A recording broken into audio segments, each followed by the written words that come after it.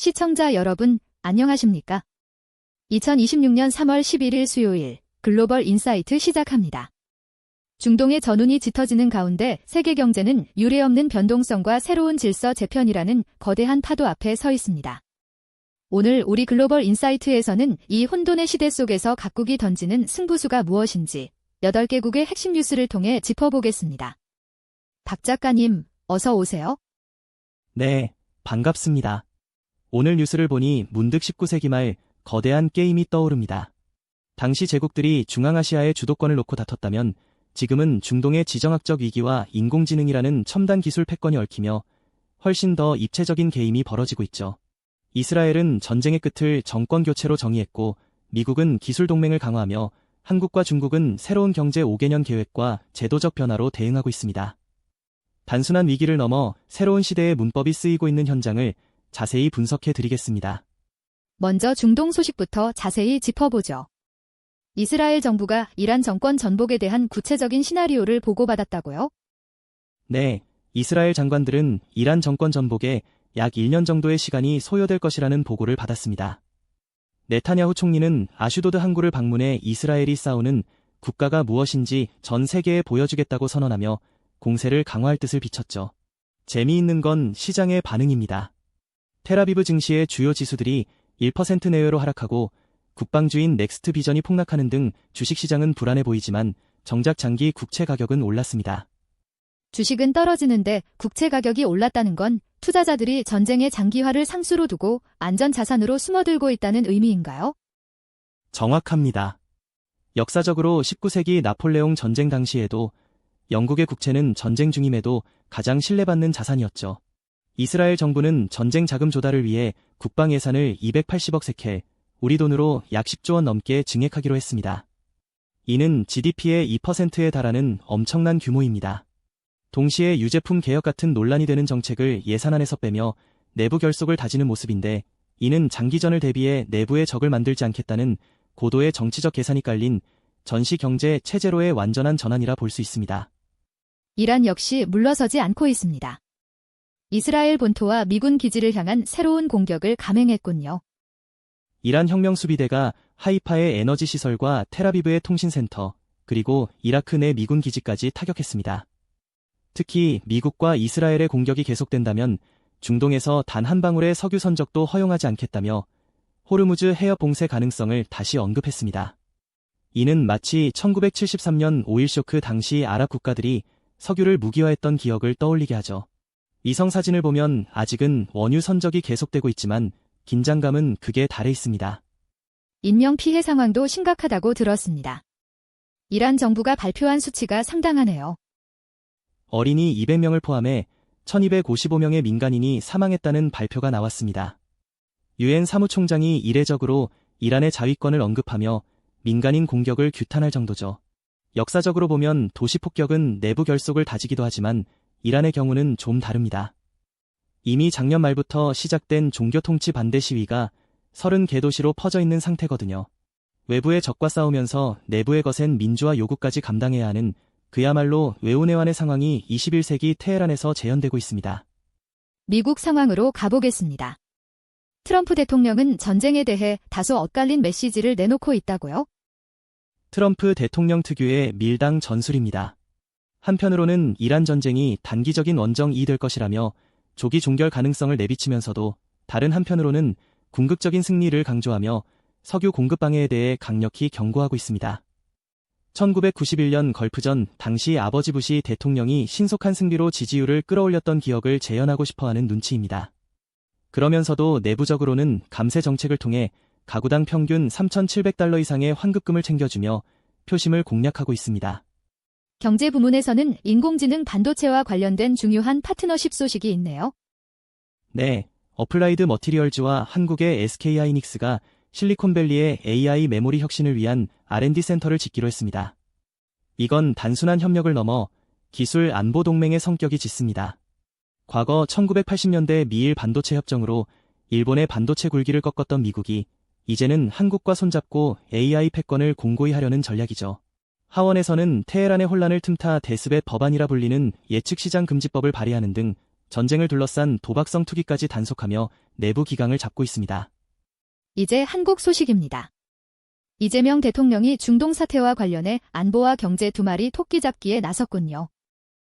이재명 대통령은 국무회의에서 주한미군 일부 전력이 중동으로 이동하더라도 대북 억지력에는 문제가 없을 것이라고 강조했습니다. 안보 불안을 잠재우려는 행보죠. 경제적으로는 모두의 성장이라는 키워드를 던졌습니다. 성장의 과실을 나누는 대전환이 필요하다는 건데 이는 1930년대 루스벨트의 뉴딜 정신과 맞닿아 있습니다. 특히 유가 급등에 대응해 추가 경정 예산 편성까지 검토하라는 지시는 서민 경제에 대한 강력한 방어 의지를 보여준 것입니다. 제도적으로도 큰 변화가 시작됐습니다. 이른바 노란봉투법이 오늘부터 시행되네요. 개정 노동조합법 시행으로 이제 원청 기업도 노동쟁의의 직접적인 대상이 될 수 있습니다. 한국 노동 역사에서 1987년 노동자 대투쟁 이후 가장 큰 제도적 변화 중 하나로 기록될 겁니다. 기업들은 자사주 소각 같은 밸류업 정책으로 주가 부양에 나서며 시장의 신뢰를 얻으려 노력 중이고요. 흥미로운 건 이 와중에 가나 대통령이 방한한다는 점입니다. 자원부국과의 협력을 강화해 에너지 위기를 돌파하려는 전략적 외교의 일환으로 보입니다. 중국으로 가보겠습니다. 전인대에서 향후 5개년 계획에 대한 청사진이 나왔습니다. 네, 제15차 경제사회발전 5개년 계획 강요 초안이 공개되었습니다.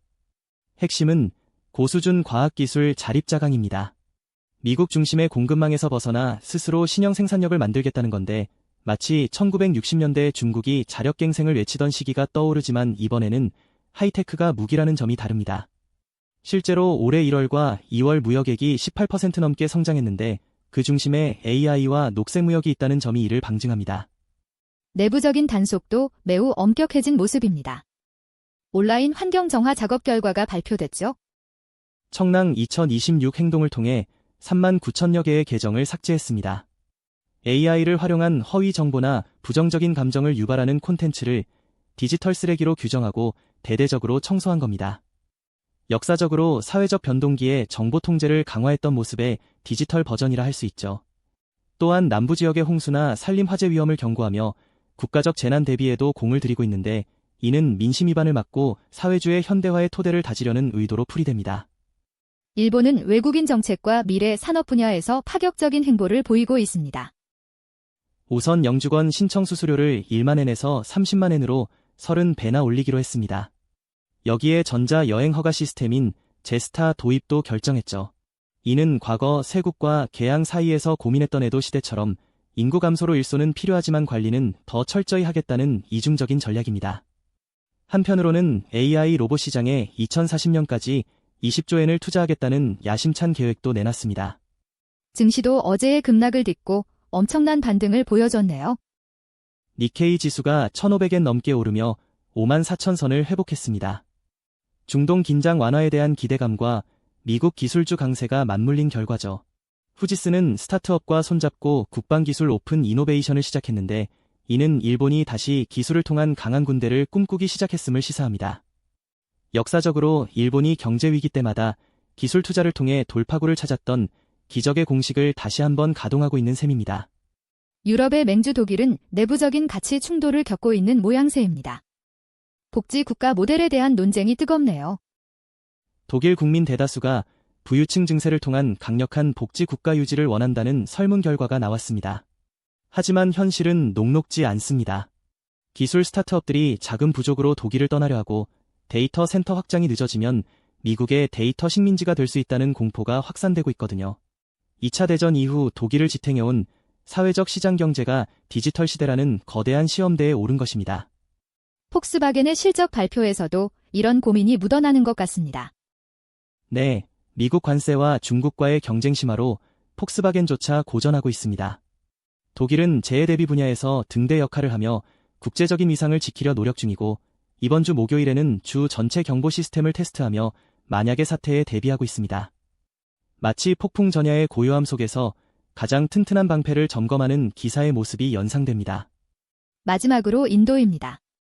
독일을 제치고 경제 강국으로 부상하고 있다는 소식입니다. 이번 회계연도에 7.6%의 성장이 예상됩니다.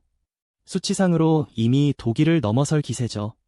인도는 중국 등 인접국에 대한 규제는 풀면서도 천연가스 할당에는 필수품법을 발동해 에너지 안보를 챙기고 있습니다. 1990년대 초 경제 자유화 이후 가장 자신감 넘치는 행보입니다. 특히 뭄바이에 창조기술 연구소를 세우는 등 크리에이터 경제에 집중하는 모습은 인도가 단순한 제조 공장을 넘어 문화와 기술의 허브를 꿈꾸고 있음을 보여줍니다. 그 밖에 당신들도 전해주시죠. 네, 한국은 가나 대통령과 정상회담을 통해 자원 외교를 강화하고 전 세계 문화원장들을 소집해 K컬처 확산 전략을 짭니다. 미국은 뉴욕주의 가뭄으로 농가 긴급 지원에 나섰고 시카고는 시민들을 위한 대규모 무료 문화 프로그램을 발표하며 민생 달래기에 나섰습니다. 이스라엘에서는 시민들이 발코니에서 공군의 경의를 표하는 캠페인을 벌이며 전시 공동체 의식을 다지고 있다는 소식입니다. 오늘 글로벌 인사이트에서는 중동의 포화 속에서도 각국이 생존과 성장을 위해 얼마나 치열하게 움직이고 있는지 살펴봤습니다. 박 작가님, 오늘의 한 줄 평 부탁드립니다. 가장 어두운 밤에도 별은 뜨고 가장 깊은 위기 속에서 미래의 지도가 그려진다고 말씀드리고 싶습니다. 지금의 혼돈은 어쩌면 새로운 도약을 위한 진통일지도 모릅니다. 네, 변화의 흐름을 읽는 눈이 그 어느 때보다 필요한 시점입니다. 시청해주신 여러분, 고맙습니다. 활기차고 의미 있는 하루 보내시길 바랍니다. 감사합니다. 안녕히 계십시오.